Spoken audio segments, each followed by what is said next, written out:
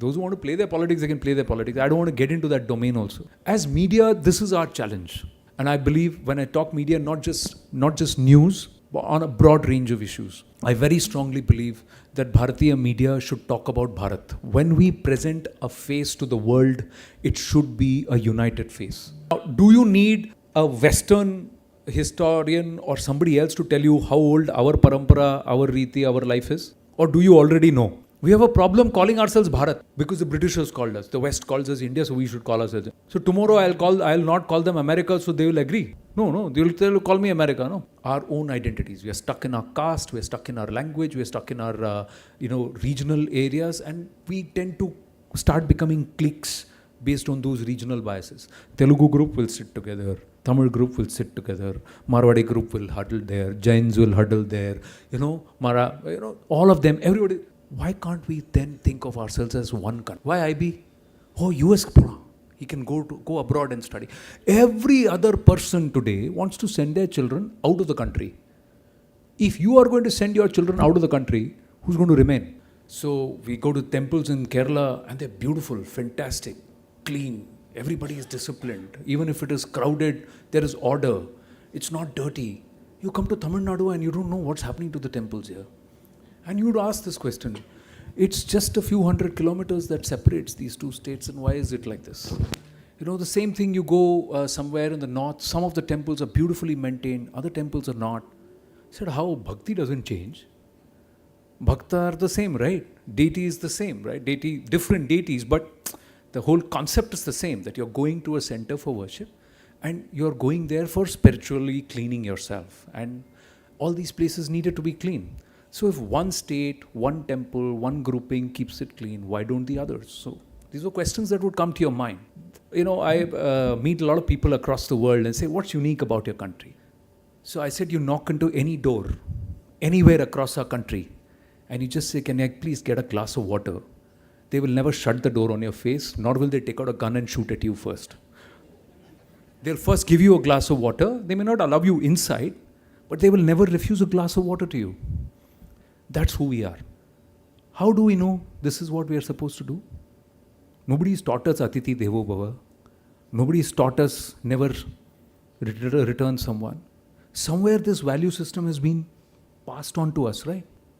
So how are we forgetting it today? Why are we forgetting it today? Who is telling us don't open your door because somebody will come there and kill you? We are one policeman to 850 people. On an average, one policeman to 850 people. Are we violent? Are we getting into schools and shooting people down? We don't break the law. We are law-abiding people. How are we law-abiding people? Because thousands of years ago, we had a Ram who decided and said the rule of law must prevail. Correct? From there on, the system, from the Ikshvaku race, it's come down thousands of years. The fact is, rule has to prevail. Rule of law has to prevail. Then a few thousand years later, we had a Krishna who said, not just the rule of law, the spirit of law also has to prevail. So we may have a tussle between the rule of law and the spirit of law, but we always want to uphold a sense of justice. So a sense of justice that upholds society is what? Dharma. It's not religion. Dharma is what? That which dharayate iti dharma. So that which sustains, that which upholds is dharma. So we are all by default dharmic people. In our DNA, dharma is in our DNA. So our DNA is dharma, is D. And now today we are being told this is why have we forgotten these concepts? How is suddenly dharma becoming about religion? Dharma is about sustenance, right? Dharma about what upholds society. Rule of law upholds society. Spirit of law upholds society. Functioning as a cohesive unit upholds society. Every person has to do what to the best of your ability and action. So what is that? That's karma. Ability and action. Krishna talks about it in the Bhagavad Gita. We do it on our every day. How are you judged in your classes? Based on your ability and your action. How are you recognized? Based on your ability and your action. So what's your Varna today? I'm a doctor. What's your Varna today? I'm an engineer. What was your Varna earlier? I'm a Kshatriya. What is your Varna earlier? I'm a Brahmana. Why? I'm pursuing knowledge. Why is it that in our textbooks we are not told when did caste come into our system? It came in the 19th century, after Warren Hastings, after Macaulay, after the British tried to do an analysis and tried to put all of us, categorize us. So they could categorize everybody else, but they didn't know how to categorize those who live in Jambudvipa, the original natives. So how do we do that? Casta is a Portuguese word. Why is it taking us 2024 to realize that casta is actually a Portuguese word which has been supplanted on us? And we were all branded Hindus. All those who live on the other side of the Indus Valley are Hindus because that's the Sindhu river. This was Sindhu Bhumi. So we were called Sindhu. So I don't like this concept of Hindutva. Okay, call yourself Sindhutva. I don't like this Hindu branding. Don't call me Hindu. Okay, I'll call you Sindhu because you are living in the land on the other side of the Indus River. So Hyun Sang calls us Intu, that's okay. We call ourselves Hindu, that's not okay. The British call us Hindu, that's not okay. Today we identify ourselves as Hindustan and there's a problem with that. So these are things which I realized over a period of time. And then I said, how do we correct this? How do we change this? Now it all starts from education. What you're taught in school, what you're taught at home is what you learn. So we all teach our kids great values. We teach them respect elders. Okay? But we don't tell them why you need to respect elders. So this Anubhuti, Anushthan, and then Drishti, this whole aspect of experience, questioning, learning, understanding, that stopped over 2-3 generations. Dads would tell you, I'm telling you to do it, so do it. Don't ask me why. Unless they ask us why, we will not be able to explain to them why. And unless we explain to them why, they will not know why. Why did the parents say, don't ask me why? Because they themselves did not know. Correct? But I am asking you, why didn't they say, let me find out? How many of us as parents today are saying, when our child asks us something, don't ask me all these questions. Is that your reaction? Or your reaction is, I also don't know, let's find out together. Can we get to that phase again? Because when we start finding out together, we learn. See, there were these colonialists who made us unlearn over 300 years. Unlearn a lot of things that is beautiful about our educational system, about our knowledge systems. We've got to relearn that.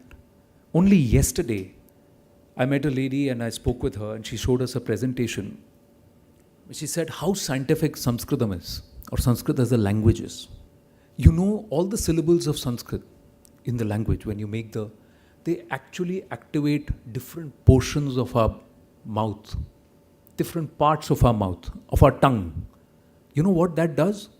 It charges your brain cells. It activates all of your brain. That's how scientific Sanskrit as a language is. How many of us have allowed our children to take Sanskrit as an elective and said, no, you must learn Sanskrit. Here we are fighting, Tamil is older, Sanskrit is older. Sanskrit imposition, Hindi. Nobody is imposing anything. Please teach them Tamil. Please teach them Sanskrit. Do you know that there are words, the word comb, kangi. What were combs made out of?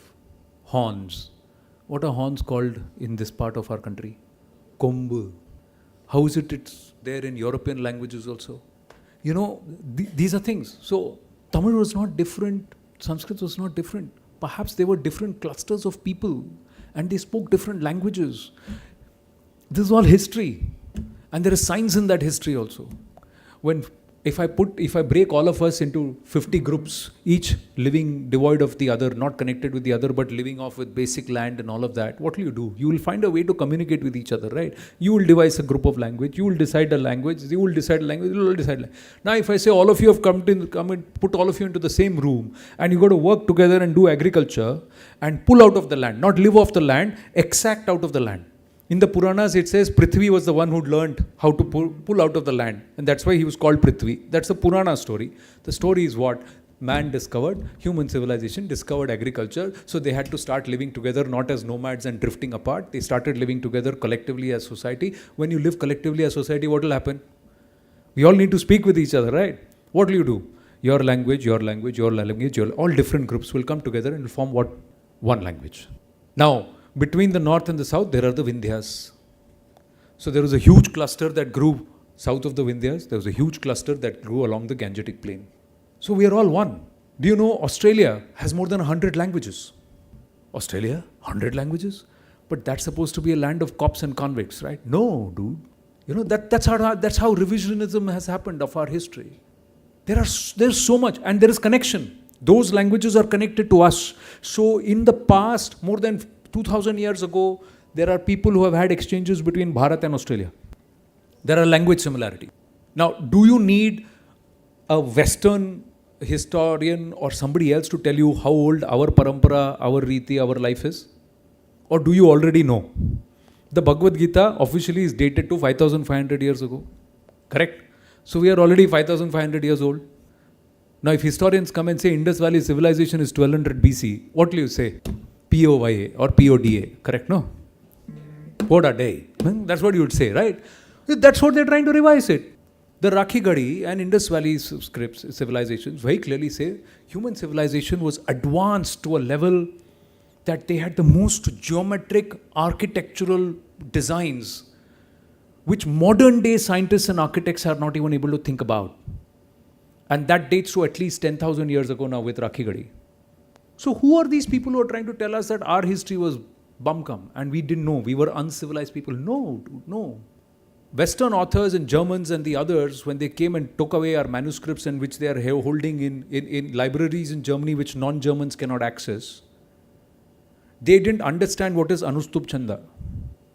32 syllables and 48 syllables. They don't understand this. They didn't understand the meter in which our biggest itihasa or kritis in Ramayana and Mahabharata have been written. And we are asking them to teach us. And we are following them. You see how much we've been corrupted. Why? Because our own entire belief system is gone. We don't have confidence in ourselves. We are not willing to assert and understand who we are. You know what we need, this generation, what it needs to become? It needs to become the Jambavan to the Hanuman. We need to, depending upon our age, irrespective of what age group we are, 20s, 30s, 40s, 50s, 60s, we need to play the role of Jambavan in society for us to wake ourselves up and say, hey, we are good. We've got so much more. Tamil Nadu, Brigadishwara temple. That one temple can teach you everything in STEAM. That is science, technology, engineering, mathematics, art. You want to learn STEAM? You want to teach? Come, I'll take you to Brigadishwara temple. That's what we need to tell the West. Come here. See the Sun Temple, Konark, see the wheel. That's the wheel of time. And then you see the 8 chakras and the 8. Everything is written there. It's all there. We don't go ourselves. How many of us have gone to the Brigadishwara temple? You've gone there to pray. Have you looked at the architectural marvel? Have you looked at the symmetry? Have you noted the symmetry? I went to Puri Jagannath the other day. Puri, again, symmetry. Absolute symmetry. 1500 years ago, it was built. How did they get it? That's the question on engineering. So that means we had people who think, right? That means we had people who understood science, people who understood astronomy.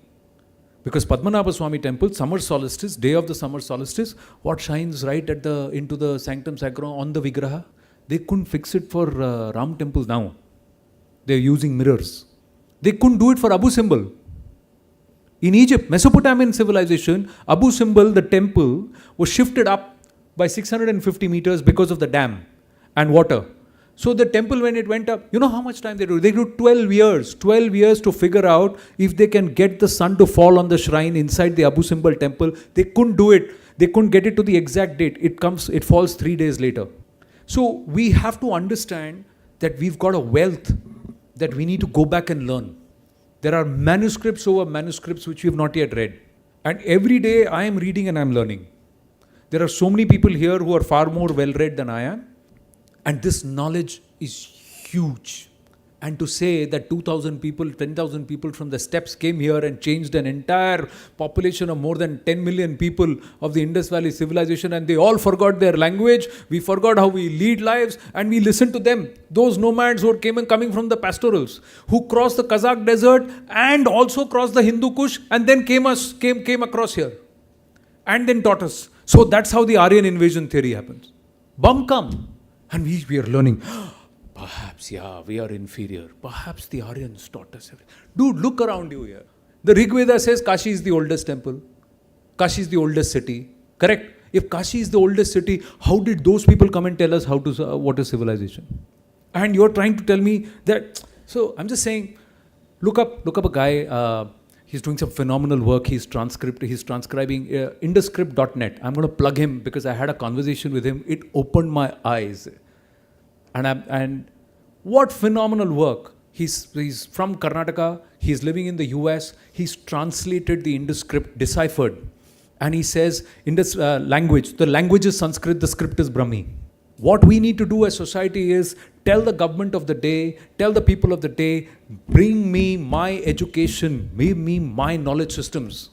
120 years ago, under the British colonial rule and in Karnataka, a teacher in a small village was teaching his kids Vedic mathematics and Sanskrit sitting under a tree. Now, neither is the teacher there, nor is the tree there, nor is Sanskrit there, nor is Vedic maths there. And we have not corrected that in the last 75 years in independence. Forget 75 years, we have not corrected that in the last 10 years. I have a problem with this. Yes, you have got NEP 2020, but where is the orientation? Schools want to teach biographies and Rand. Why are you teaching biography and Rand? There are nobody to talk about whose biographies you can talk about in India, in Bharat. We have a problem calling ourselves Bharat because the Britishers called us. The West calls us India, so we should call ourselves. Come on. So tomorrow I'll not call them America, so they will agree.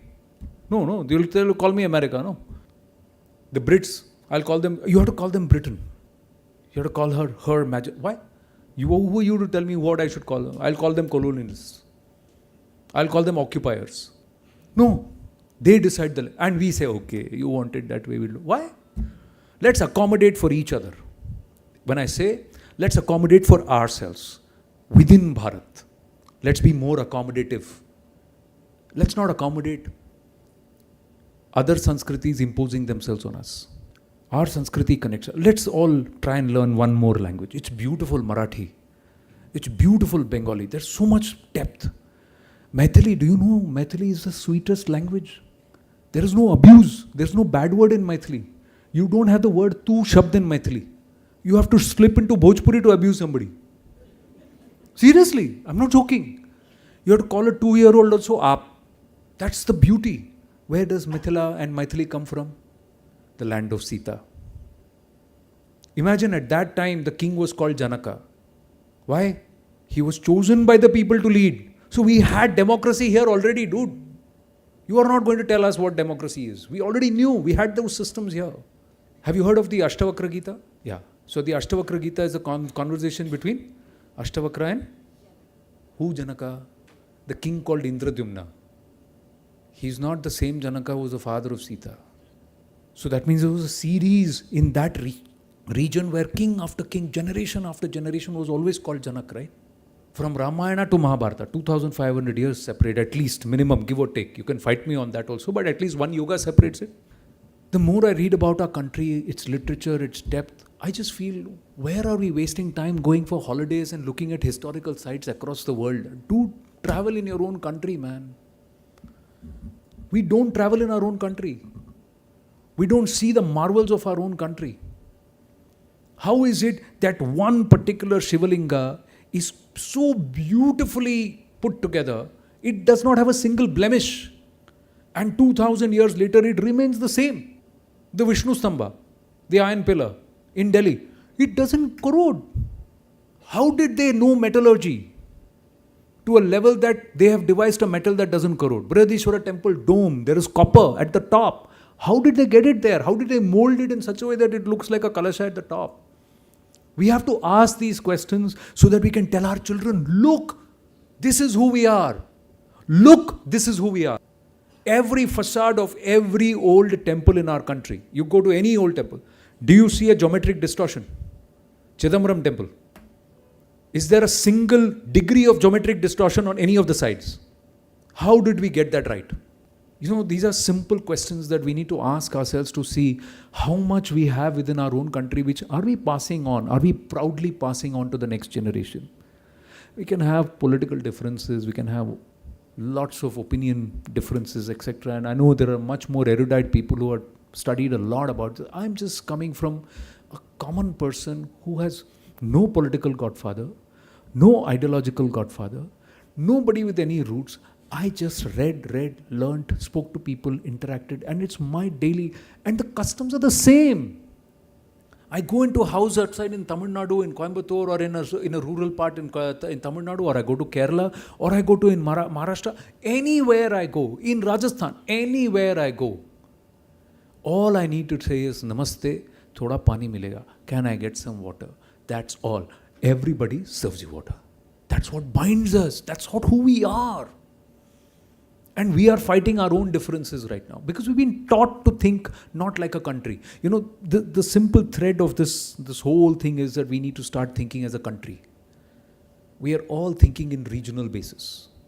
Our own identities. We are stuck in our caste, we are stuck in our language, we are stuck in our regional areas, and we tend to start becoming cliques based on those regional biases. Telugu group will sit together. Tamil group will sit together, Marwadi group will huddle there, Jains will huddle there, all of them, everybody. Why can't we then think of ourselves as one country? And with different languages. Imagine if a Maharashtrian can speak Tamil and a Tamilan can speak Marathi. There is respect, right? It's a two-way street. I believe it should be a two-way street, very clearly. If you live in Tamil Nadu, learn Tamil. If you live in Karnataka, learn Kannada. If you live in Delhi, learn Hindi. If you live in Maharashtra, in Mumbai, learn Marathi. Because you then show that you want to assimilate yourself in that culture with those people, and obviously you speak one line in Marathi, wo 4 line Hindi mein bolega bhai. They'll go that level extent. Oh, Hindi karan, Tamil pesra now. Come, let's help him. See, simple thing, right? And there's no politics in all of this. Those who want to play their politics, they can play their politics. I don't want to get into that domain also. As media, this is our challenge. And I believe when I talk media, not just news, but on a broad range of issues. I very strongly believe that Bharatiya media should talk about Bharat. When we present a face to the world, it should be a united face. It should not be a divided face. See, it's the thumb rule in our house, no? Outside, it's all united. What happens inside our door is inside our door. I don't want the neighbors to think we are fighting a lot and they can come and sow more seeds of divide. No, sorry. At that time we come together, hey, you mind your business. Correct. That's what. Now we are going through a situation right now, and this is the first time I'm so proud that our media is standing united in taking a position against Canada and US.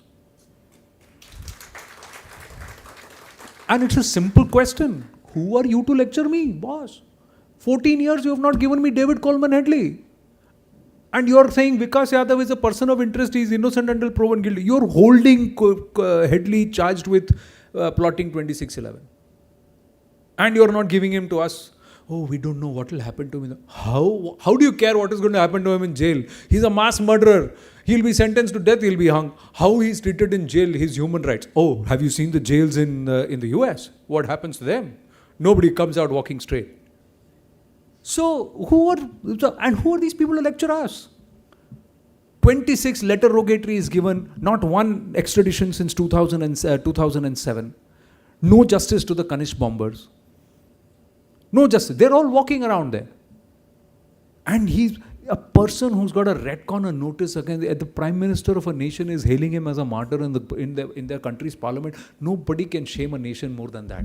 That's what we need to tell them. And we need to tell them, boss, don't take panga with me. I'm 1.4 billion people. A small nation like Israel is standing there and telling everybody, don't take panga. And we are saying we should be like Israel. Hello, we are 1.4 billion people, 20% of the world's population. Nobody should dare take panga with us. We should have the right to go and guswa and maro anybody who tries to take panga. We are not even doing that. They are saying, oh, you tried to kill Pannu, you tried to kill Nijjar. They're small fry compared. हमको मारना तो पहले दाऊद को मारेंगे ना. If you want to kill, we'll first kill Dawood, we'll kill Hafiz Saeed, we'll kill Masood Azhar. Within the neighborhood only, we've got to do pest control. We are going to go 10,000 miles away and do pest control there for what? To machars. So then we should have that consciousness within us, that confidence within us to say, don't mess with me, dude. No, I'm going to show you the mirror. I'm going to tell you facts. You want to talk facts? You want to talk rules-based order? Here's rules-based order. Where are the weapons of mass destruction in Iraq? What happened in Vietnam? What did you find there? Why did you get in there? What happened in Bangladesh? Did you not engineer a regime change? What happened in Ukraine? Did you not engineer a regime change and got a stand-up comedian as a respectful president of the country today? Did you not do it? And you are talking rules-based order. So a president of one nation can stand there and say, wherever you are, whoever you are, if you are an enemy of this country, we'll find you and kill you. When Ayman al-Zawahiri was killed or Osama bin Laden was killed. But other countries dare not do the same thing. Hello, that's hypocrisy. Let's call it. Huh? Saddam Hussein? No. Gaddafi, what happened with Libya? What did they find in Libya? And bin Laden was trained by the CIA. So who's been punished for that? So those who are killing Uyghurs are sitting as the chair of UNHRC. So, ladies and gentlemen, these are things we need to be aware of. And I think unless we are a confident nation and who present a united front, and I think that's what media needs to do. And I hope we are walking in that path. We may have differences of opinion. There may be those who think that I am a blotch on media. I may think that there are others who should never be. There are senior people who now are parliamentarians, etc. There are others who have been parliamentarians, etc. There are those who said we are independent media, but today bat for only one side of the political equation. So there are will always be there. But collectively we are one, right? We are one. And we should, when it comes to Bharat, we should present a united. We should not question what happened in Galwan. We should not be somebody platforming those who try and say, oh, US is saying this about us, Canada is saying this about us. Okay, you come and shout because I will get TRP on my show. I don't want those people. I'm going to sit there and I'm going to tell my people, this is the reality, this is the thing, this is our country. Somebody tries to break our country, what will you do? What will you do? Somebody tries to break your home, what will you do? Somebody sits in your balcony and says, allow me to squat here. After some time, I'll come in your living room. You'll say, Wapa, tea sap raha, coffee sap raha. Are you going to say that? Or are you going to take the first thing in your hand and right? That's what you're going to do, right? So if that's the rule for your house, why shouldn't it be the rule for my country? For our country? Agree, disagree? So I think that's where we need to move the discourse. But there is a problem, gentlemen, there, and to ladies also. We are not pushing this through our education system. We are not picking and choosing. We are looking at the brand. Everybody wants to put our children in our schools which shows IB. Why IB? Oh, US, he can go abroad and study. Every other person today wants to send their children out of the country. If you are going to send your children out of the country, who's going to remain? Who's going to remain? And are those who are going to remain going to do justice to our country? Then you don't have the right to point fingers at others because you've done the same thing. You've said there's nothing in my country. I don't want to make it any better. I don't want to put any effort. I got money. Let me buy a ticket. Send my child out. You live there only. Don't come back. What are they doing there? They're sitting there and saying, what's happening in my country? What's the point then? What's the point then? How many of us are saying, what's your academic curriculum? What are you teaching my child? Who invented zero? Are you explaining what is the concept behind 108? Why is 108 special among our culture, in our culture? Why do we have Ekadashi? What is Ekadashi? How is our calendar unique compared to the solar and lunar calendar? Because we are the only luni-solar calendar. Which school is teaching our children how to read the Panchang? What is the Hindu Samvat? Why is it different? Why is the Samvat different from the Gregorian calendar? And why is the Samvat more accurate? Are we asking schools to teach this? Are we going as part of the parental groups to say, today I want to teach this. I will take extra time, go there and teach the kids of my child's class to do this. Are we making that effort? If we are not making that effort, then we got no right to crib. All of us have a duty to our country. All of us have a duty to our culture. all of us have a duty to our own existence and the next generation. What are they going to learn? And one more thing, you can't not read and tell your child to read. They won't read. Where are you studying? Where are you reading? Hey, don't watch so much of TV. Don't keep sitting on the... Hello, you're saying don't sit on the phone while you're yourself on the phone. How can you do that? You can't do that, right? So these are things I think which we as a country need to, and as a people need to bring into our own thing. Our children follow our actions. We may not have done a lot of things, but at least equip our children with knowledge. Every other country markets themselves. We are 1.4 billion people. If 1.4 billion people, of which at least 60 crore to 70 crore are on social media platforms. Every week, if you put one picture about that makes our country special, something about our country, not about us. See, I'm with this person. See how I look. No, that's all self-obsession. I'm saying, see, this is my country. And hashtag Bharat, hashtag India, hashtag Incredible India, hashtag come to Bharat. 80 crore posts every week. Are you saying Bharat will not go viral? We will forever be viral. Correct? We'll forever be viral. Our movies pick up some phenomenal scripts. We got some great talent, creative talent, brilliant talent. And when I say media as a whole ambit, right? It's a whole ambit. You show whatever happens. We tend to try and show things in a negative manner.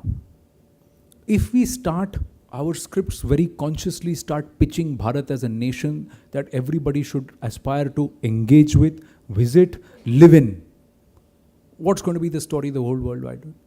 The Telugu film industry churns out 700 films.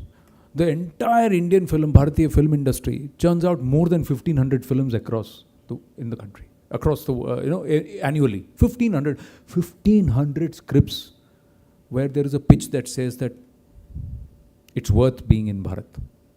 Imagine the narrative change that we'll make. Soft power.